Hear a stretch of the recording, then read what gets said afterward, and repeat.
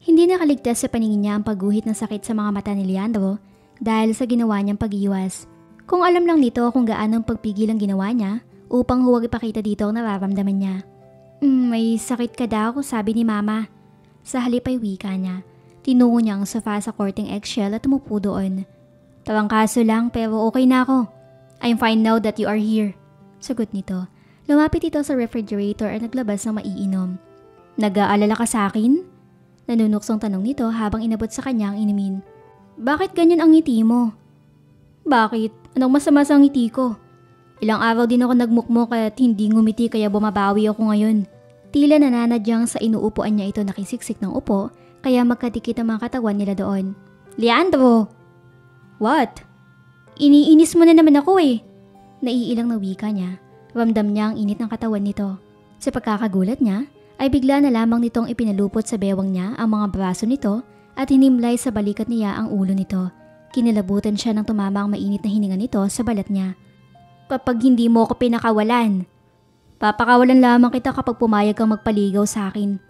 Kung hindi, okay lang sa akin kahit ganito ang posisyon natin hanggang sa tubuan na tayo ng mga ugat dito. Wika nito at lalo pang hinigpitan ang pagkakayakap sa kanya. Nahigit niya ang hininga na maramdaman ng mga labi nito sa liig niya. He was teasing her like crazy. Oo na, sige na. Papayag na ako. Pagpayag niya, pakiramdam kasi niya ay nangihina na siya sa mga bisig nito. May isa pa akong kondisyon. I don't want to hear his name ever again. Sumusobra ka. Naputol ang pagpaprotesta niya nang pabirong kagatin siya nito sa leeg. Oo na. Sige na, panalo ka na. Hinihingal na wika niya. Hindi niya alam kung bakit naghahabol siya ng hininga. Yes! Hiyaw nito saka siya pinakawalan. Sa tindi ng tensyon ay inisang inuman lang niya ang isang baso ng pineapple juice na binigay nito sa kanya. Pagkatapos ay pinaghahablot niya ang mga throw pillow na naroon at binato iyon dito. Tawa ng tawa ito habang iniilagan ng mga binabato niya. Tumayo na siya. Uuwi na ako. Not yet. Anito. Kinabahan na naman siya sa klase ng ngiti nito. Parang naaakit ito na hindi niya mawari. Bago pa siya makakilos, ay hawak na nito ang kanyang kamay at tinampian niyo ng halik. Mag-usap muna tayo. Wala siya nagawa kundi tumango na lamang. Napasunod na lang siya nang akayin siya nito sa sofa at umupo ulit sila doon. Nagustuhan mo ba ang resort? Tanong nito. Nakasandal siya sa dibdib nito at ito naman ay nahaplos ang buhok niya. Hindi siya tumutol. Ganon din kasi ang nararamdaman niya na malapit ito. Maganda, world class ang dating. Teka, ano pala ang ginagawa ng litrato ko sa baba? Tanong niya nang maalala ang litrato niya sa labi. This is yours. Surpresa ko sana sa ito. Kaya lang bigla ka nalang sumulpot dito kaya ayan tuloy. Nalaman mo na ang tungkol dito. Nanlaki ang mga mata niya. Anong akin? Hoy Leandro, hindi kita sinusuhulan o binibili. Sweetheart, bakit masama bang gawin ko ang mga bagay na alam kong pwede magpaligaya sa mahal ko? Isa pa, kapag kinasal na tayo. Teka, ang layo na nanalakbay ng isip mo. Hindi pa nga kita sinasagot. Kasal na agad ang nasa isip mo? Nakaingos na sabi niya dito. Trust me, doon din tayo pupunta. Sagot nito sa kakinindatan siya. Masyado talagang malaki ang bilib mo sa sarili mo, no? Wika niya. Pinisil niya ang ilong nito. Tatawa-tawa naman ito ang pinigilan ng kamay niyang pumipisil sa ilong nito. Napasinghap siya na mabasa niya ang emosyong nasa mga mata nito. Nakita niya ang mga ganoong emosyon sa mga mata ni Troy. Ganoong-ganoon din ang mga mata ni Troy kapag sinasabi nitong mahal siya nito. I love you, Dahlia, Leandro said. Then he kissed her on the forehead. Pagkatapos ay tumayo na ito at hinilawin siya patayo. Huwag ka muna umuwi. Let's enjoy the beach later. So ngayon ay magpahinga ka muna. Iginiya siya nito sa nag-iisang kwarto doon. Ako nang bahalang tumawag sa parents mo. Bababa lang ako para ihanda yung yate. Ilang sandaling tinitigan pa muna siya nito bago ito tuluyang umalis. Na makaalis si Leandro, ay namamanghang inilibot ni Dahlia ang paningin sa loob ng silid na pinag-iwanan sa kanya ni Leandro. Hindi lang pala sa labi may litrato siya, kundi mayroon din sa silid niyon. Naiengganyo siyang lumapit. Makatawag pansin din ang napakalaking kama sa isang pinto. Dressing room pala yon. Nang pumasok siya doon, ay nakita niya ang built-in closet na may dalawang partition. Ang nasa kanan ay may silver plate kung saan nakasulat ng pangalan niya, habang sa kaliwa ay pangalan naman ni Leandro ang nakasulat. Binuksan niya ang may pangalan niya. Napaawang ang bibig niya nang makitang kompleto ang mga damit na naroon at lahat ng iyon ay mahihinuhang bago lahat. Napailing siya. Mukhang kasama talaga siya sa plano ng gawin ang silid na iyon. Maging ang banyo ay kompleto rin sa mga sabon at iba pa ang toiletries na magagamit niya. Paano nalaman ni Leandro ang mga ganoong detalye sa buhay niya? Baka nga sa mga magulang niya. Isa pa, halos sa bahay na nila ito naglalagi. She took a deep breath and reached for her necklace. She opened the lock and saw Troy's face. Matagal na tinitigan niya iyon habang marahang hinahaplos-haplos. Magagalit ka ba kung susubukan kong magmahal uli? Kung susubukan kong ibigay sa iba ang puso ko? Tanong niya sa litrato. Ilang minuto niyang tinitigan pa iyon bago niya hinubad ito. Gayon din ang engagement ring na bigay ni Troy. Funny pero pakiramdam niya ay nakahinga siya na maluwang nang hubarin niya ang mga alahas na iyon. Tila nakalaya siya sa kung anumang pumipigil sa kanya. Siguro dahil tinanggap na niya sa kanyang sarili na wala na talaga si Troy. Alam niya, hindi rin ito gugustuhin na tuluyan siya mamuhay sa nakaraan. Troy was gone and she was still alive. She had a life to live. Maluwag ang dibdib na kumuha siya na isa sa mga bagong two-piece swimsuit na naroon. Isinuot niya iyon at pinatungan ng manipis na sarong na nakita din niya sa closet. Hinayaan niya nakalugay ang buhok niya. Humarap siya sa salamin at tiningnan ang refleksyon niya doon. Pakiramdam niya ay bagong dahlia ang refleksyon na nakikita niya. Hindi rin siya makaramdam ng guilt dahil gusto na niyang ituloy ang buhay niya at buuin uli ang puso niya. Napangiti siya nang pumasok sa isip niya ang gwapang mukha ni Leandro. Kakatuwa ngunit nakikita niyang ito ang nais niya makasama sa daang tatahakin niya sa hinaharap. Ipinasya niyang lumabas na ng silid at tunguhin ang beach. Hinubad niya ang sapin sa mga paa at mabagal na binaybay ang nalampasigan. Lihim na nangingiti na lamang siya sa mga matang nag-uukol sa kanya ng humahangang tingin. Did she really drown herself in too much darkness that she failed to see the sun and the beauty of the light? Kumuha siya ng maliliit na bato at inihagis isa-isa ang mga yun sa payapang dagat na kasing payapa-yata ng loob niya ng mga sandaling yun. Napapitlag siya nang biglang may umakbay sa kanya. She instinctively grabbed the arm. Go away from it and then she twisted it. Isa lang iyon sa mga self-defense technique na tinuro sa kanya ni Troy. Marahil ay naging mabuting estudyante siya dahil lumiyaw sa sakit na may-ari ng braso. Leandro? Bulalas niya na mapagtantong braso nito ang pinipilipit niya. Agad naman na binitawan niya iyon. Sorry, binigla mo ko eh. Sinong nagturo sa'yo nun? I'm impressed. You executed it perfectly. Nakangiting wika nito habang hinihimas ang nasaktang braso na namumula na. Nasisiguro niyang kukunot na naman ang noon nito kapag binanggit niya ang pangalan ni Troy. Kaya pinili niyang huwag na lamang sabihin dito kung sino nagturo niyon sa kanya. Let me see. Aniya at sinuri ang braso nito. Namumula lang naman iyon at hindi talaga masasabing binigyan niya ito ng injury. Sa pagkakagulat niya ay bigla na lamang nitong hinawakan ng kamay niya. Pagkakuan ay sa liig naman niya tinutok ang paningin nito. Dahlia? She smiled. Well, I'm moving on. Nakangiting wika niya. Naguguluhan siya sa emosyong bumadha sa mga mata nito. May nabasa siyang pagtutol doon. Ngunit bago pa siya makapagkomento, ay agad nang nawala iyon. Good. Anito tinitigan siya ng mataman. Nakadama siya ng hindi mapaliwanag na saya sa paghangang nakabadha sa mga mata nito. Hindi din nakaligtas sa kanya ang ilang beses na pagtaas baba ng Adam's apple nito. Pumitik siya sa hangin. Hoy, anong nangyayari sa'yo? Nahipan ka ba ng masamang hangin? Hinapit siya nito sa baywang habang hindi siya hinihiwalay ng tingin. She didn't know whether he hypnotized her. She found herself nodding at him. Kung para saan ang tangong iyon ay hindi rin niya alam. Namalayan na lamang niya ang sariling sinasalubong ang mga labi nito. At nang tuluyang maglapat ang mga labi nila, pakiramdam niya ay miss na miss niya ito at para bang kay tagal niyang pinanabikan ng mga labi nito. Hay, hindi mo na siya mag-iisip. Tinugon niya ang halik nito. Huminto lang ito nang kailanganin na nilang sumagap ng hangin. She had never felt so happy in her life. Isinubsob niya ang kanyang mukha sa dibdib. Pakiramdam niya ay tuluyan na nitong sinakop ang puso niya.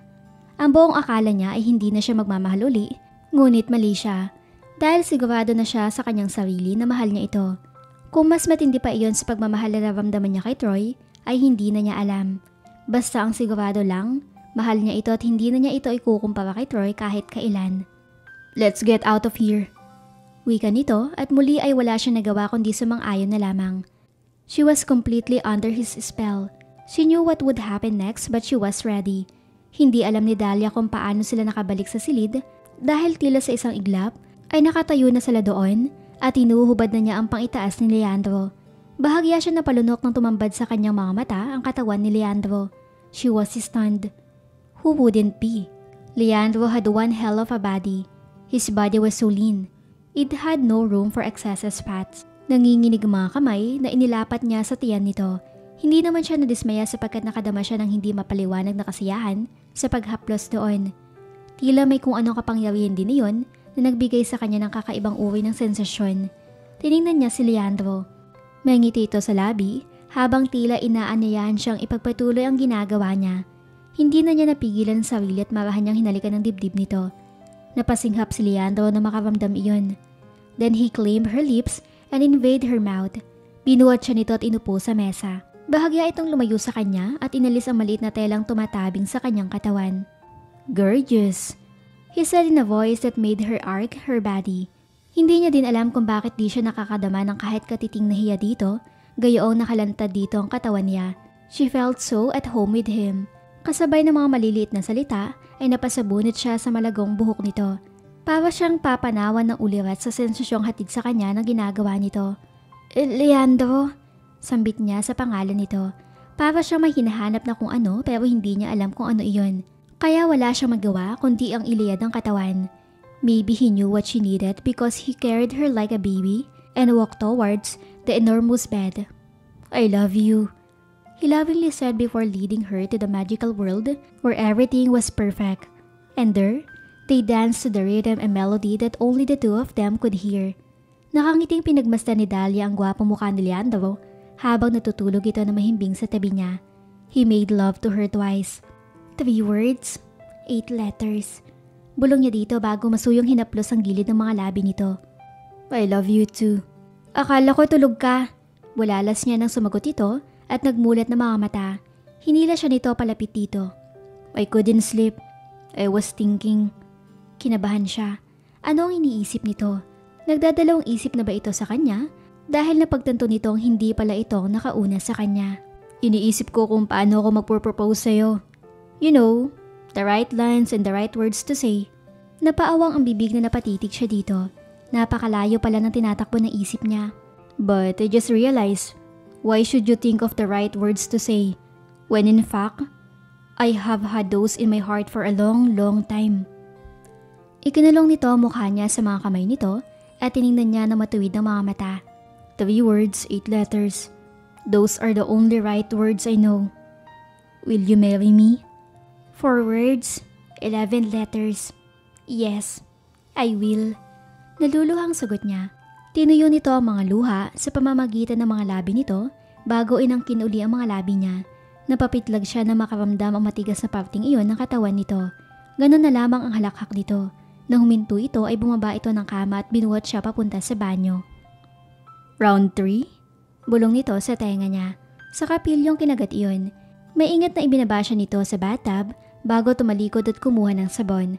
Kapwa sila hubad, kaya't hindi nakaligtas sa paningin niya ang 1.5 pulgadang peklat sa kanang pisingin ng pang-upo nito. Pakiramdam niya ay tinakasan siya ng dugo sa tanawing iyon. Pwede kayang nagkataon lang na may parehong peklat sina Troy at Leandro? Pwede kayang natataon lang na tuwing ipipikit niya ang kanyang mga mata ay si Troy ang pakiramdam niyang kasama niya at hindi si Leandro? Nasa bawat halik at haplos nito ay si Troy pa din ang pumapasok sa isip niya. Nanginginig ang buong katawan na umahon siya mula sa bathtub. Pilit na kinakalma niya ang sarili. Baka naman nagkataon lang ang lahat. Pero bakit ayaw magpaawat ng mga luha niya? At ang 3 words, 8 letters ay linya ni Troy kapag nag-I love you ito sa kanya. Troy? Wika niya kay Leandro. Pakiramdam niya ay binuhusan siya ng nagyayalong tubig nang lumingon nito. Nakangiti pa ito nung una, subalit unti-unti ding nawala ang ngiting iyon at napalitan ng pamumutla na maunawaan ng sitwasyon. Natutop niya ang kanyang bibig at hindi makapaniwalang umiling-iling. The signs were all there. Pero pilit na binabaliwala niya ang mga iyon dahil ibang mukha ang nakikita niya. Dahlia, princess. Let me explain. Anito at kinabig siya upang yakapin ng mahigpit na para bang wala itong balak na pakawalan siya. His body trembled just like hers. Nagpumiglas siya at pilit kumawala sa mga bisig nito. Na makawala siya ay binigyan niya ito ng mag-asawang sampal. Parang sasabog ang kanyang dibdib sa labis na galit. Kaya naman sumigaw siya ng napakalakas-lakas hanggang sa maubos ang lakas niya at tila kandilang unti-unting nauupos na napasalampak siya ng upo sa sahig. She felt betrayed. She felt like a fool. Napakahabang panahon na niloko siya nito. Bakit nito nagawa iyon sa kanya? Ano ang dahilan at pinaniwala siya nitong patay na ito? Bakit iba na ang mukha at boses nito? Ano ang karapatan nitong paglaruan ng damdamin niya? Pagkatapos ay babalik ito, nataglay ang ibang katauhan at paiibigin uli siya. Hanggang kailan siya nito lolokohin? Hanggat hindi ito nabubuko? Humahagulhol na tinakpan niya ng mga kamay ang kanyang muka. Pakiramdam niya ay mababaliw siya ng mga sandaling yun. Hindi man lang ba ito naawa sa kanya noong mga panahong halos patayin na niya ang kanyang sarili sa pagdadalamhati dahil sa pagkawala nito? O baka nga abot langit pa ang ngiti nito habang pinapanood ng paghihinagpis niya? Abot langit na siguro ang pride at ego nito dahil napatunayan nitong kahit ibang mukha ang taglay nito ay kayang-kaya pa din nitong kuhanin ang lahat-lahat sa kanya. Princess! Basag ang boses na wika nito at tinangkang hawakan ulit siya. Don't touch me! Sigaw niya. Tumayo siya at nag-aapoy ang mga matang tiningnan nito. You can get out of my life! Galit na wika niya bago nilisan ng banyo. Pagdating niya sa silid ay nagmamadaling nagbihis siya at nilisan ang lugar na iyon. Hindi na niya pinansin ang pagtawag nito sa kanya. Wala siyang pakialam, maghurumentado man ito. She was mad and she hated him so much. Anong nangyari, Dahlia? Nagtatakang tanong sa kanya ng kanyang ina. Nadatnan niya ito at ang papa niya sa sala nang umuwi siya. Magsusumbong na sana siya sa mga ito nang biglang pumasok sa isip niya ang naging pag-uusap nila ng kanyang ina kaninang umaga. Pati ang kakaibang pakikitungo ng mga ito kay Leandro. Alam po ba ninyo ang totoo tungkol kay Leandro? Tanong niya. Umaasa siyang mali ang kutob niya. Yumuko ang mga ito. Patunay na alam ng mga ito ang totoo at siya lang talaga ang nagmukhang tanga. Paano nagawa ng mga ito na pagkaisahan siya at ilihim sa kanya ang lahat? Kukomprontahin na niya ang mga ito nang madinig niya ang pagdating ng isang kotse. Ugong iyon ang sasakyan ni Leandro kaya dali-dali nagtungo siya sa kanyang silid at nilak iyon. Hindi nagtagal ay nadinig niya ang pag-alis ng sasakyan ng mga magulang niya. Napailing siya. Napakalaki lang tiwala ng mga ito kay Leandro para iwan siya mag-isa sa kamay ng lalaki nang dulot sa kanya ng ibayang sakit ng kalooban. At dito po nagtatapos ang episode nito. Abangan po ang susunod na kabanata.